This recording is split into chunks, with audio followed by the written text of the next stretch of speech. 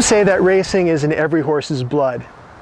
Whether one thinks of racing as occurring on a track, surrounded by thousands of cheering spectators, or on the untamed plains of the West, the urge, the instinct to gallop freely remains the same in every horse. It is sometimes hard for humans to understand, but for a horse, the ability to run is as important as a human's ability to breathe. Rio was a promising colt, born on April 27, 2004, at a prestigious thoroughbred farm in New York State. The descendant of a famous bloodline, Rio was conceived with the potential of being a truly great racehorse. His future was supposed to be like that of his great-grandfather, 4 times removed, War Admiral, and his great-grandfather, 5 times removed, Man o' War. With the proper care and training, Rio was set to be the next Barbaro. But excitement and expectations turned to disappointment when Rio started having problems walking. He was unable to get up without assistance, getting cast in his stall on a regular basis. From a glance, Rio was obviously favoring his left hind leg. The problem soon became too serious to ignore, and the caretakers at Winterbrook Farm knew that Rio needed professional attention. They called in a local veterinarian to examine the foal and take x-rays of his legs. It was discovered at the age of 8 months that Rio had bilateral tarsal bone collapse of the PIT and distal intertarsal joints, otherwise known as collapsed hocks. The bones were actually thinning due to low bone density, so when stress was applied to his legs, even the minimum stress of his own body weight, the act of walking or standing became an almost impossible task. Rio also had a grade 4 lameness, which meant he was experiencing significant pain. This was evident when he would walk and his legs would visibly shake. Because of the severity of the problem and the lack of any known treatment at the time, the recommendation was made to put Rio to sleep. Rio, in the condition that he was in, had no chance for a normal life, let alone the chance to survive beyond the next few months. Eventually, over time, as he got bigger and heavier, he would not even be able to get up under his own strength. His future, what was left of it, would be filled with pain and suffering. When it seemed like the world was about to give up on this young colt, a woman named Mary Bogdansky and her family decided to try one more test on Rio.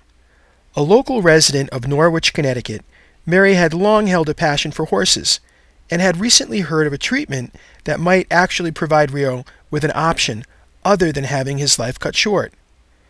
With the farm's permission, Mary had an alternative test done on Rio called a hair mineral analysis.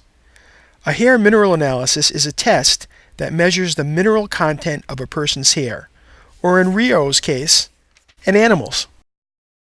Rio was kept at the barn where I keep my horse Penny, and in talking to the owner there, she filled me in on what his health problem was, and how rare, and how there was no treatment for it at this point in time.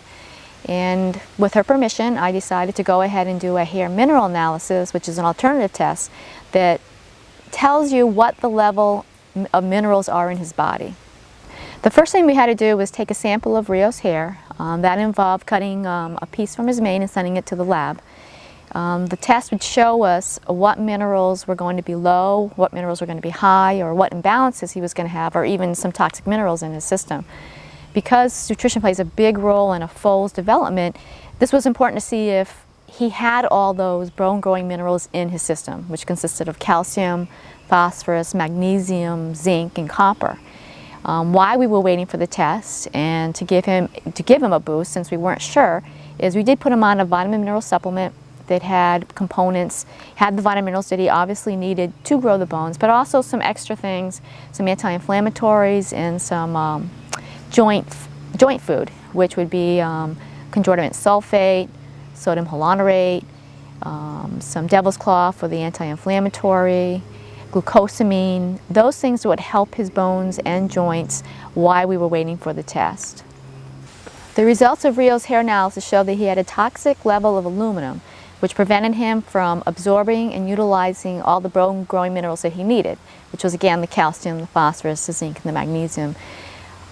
What it also showed was that because he wasn't here living long enough on his own to get the aluminum, studies have shown that it was passed from mother to baby through the placenta. So that's how he got his level and why he was born with some birth deformities, because he wasn't able to get what he needed in his body at the proper time while he was developing in his mother's womb. The report also showed that he had high toxic inflammatory stress, that he was sensitive to sugar and carbohydrates, and that he also had a hard time recovering from stress. It also showed us that if he didn't have the aluminum present, that he would have been born normal without any genetic defect. Rio's inflammatory stress showed up in him as low bone density, which caused his collapsing of his hocks. Inflammatory stress and the subsequent symptoms shown in horses are directly related to the level of toxic aluminum in their bodies. Since each horse is genetically unique, inflammatory stress can show up differently in each horse, even though they may have the same bloodlines, mother, father, and relatives. It is possible to test a number of horses with the same inflammatory tendencies and all of them still having different symptoms and conditions associated with it. In some circumstances, the symptoms that do show up in horses can vary widely, and this is because of the genetic strength and weaknesses of the individual horse. Every horse will have inherent strong and weak points. Whatever the genetic weaknesses are, this is the most likely area that inflammatory symptoms will occur. The genetic weaknesses of Rio that became the most pronounced was Rio's inability to hold minerals in his bones, which kept his bones from calcifying properly. Aluminum is by far the most common toxin that is found in horses. Aluminum exposure can occur from airborne aluminum, commercial grains using certain processing techniques, and the effects of acid rain on soil that increases aluminum's uptake into the pasture. Aluminum affects calcium metabolism, bone mineral reserves, and will imbalance the metabolism in the direction of the dominant imbalances. With Rio's hair mineral analysis results, we were able to start a treatment that could save him. So the decision was made to go ahead and adopt Rio and start treatment right away. Rio's treatment consisted of a custom vitamin mineral supplement with other ingredients to support his bones and joints, and more importantly, detoxify his body of the aluminum. He was also put on restricted exercise of a maximum of 2 hours a day by himself. There was the danger of his legs breaking if he was put in with other horses. Rio's treatment was started with a lot of faith and prayers. Nearly 16 months later, faith turned into reality when Rio's x-rays showed his hocks were no longer collapsing. He was over the first hurdle.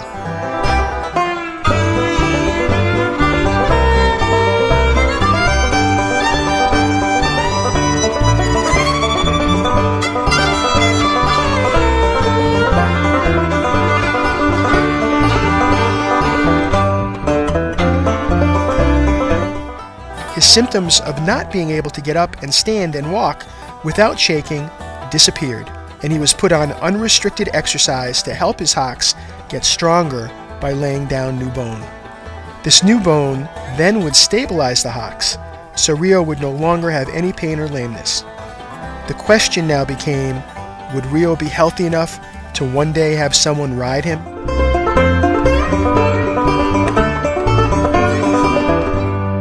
At 2 years of age, Rio was not only standing and weighing in at a healthy 900 pounds, but also doing things he would never do before, like running, bucking, rearing, and even playing ball.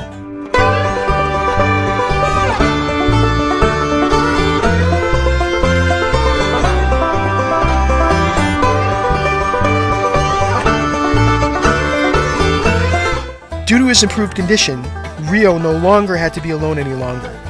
After 19 months, he could finally be put in with other horses and socialize.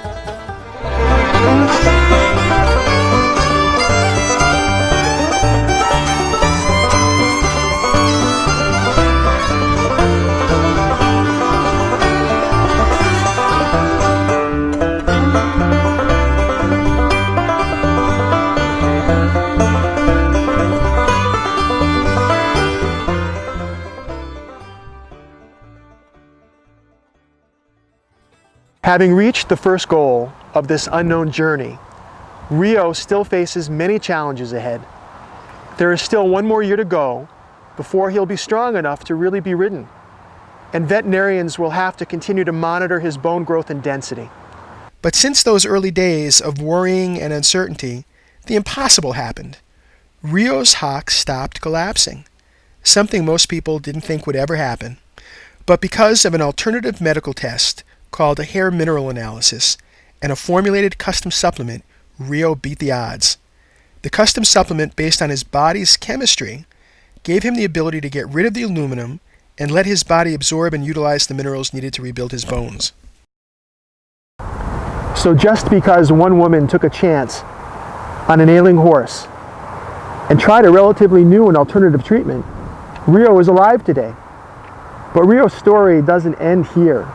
He still has one more year to recover completely from his condition and show everyone who doubted his recovery that he would and could do it. And because Rio is running again, stronger than ever, with a new lease on life, perhaps one day he too can make a name for himself with his famous ancestors.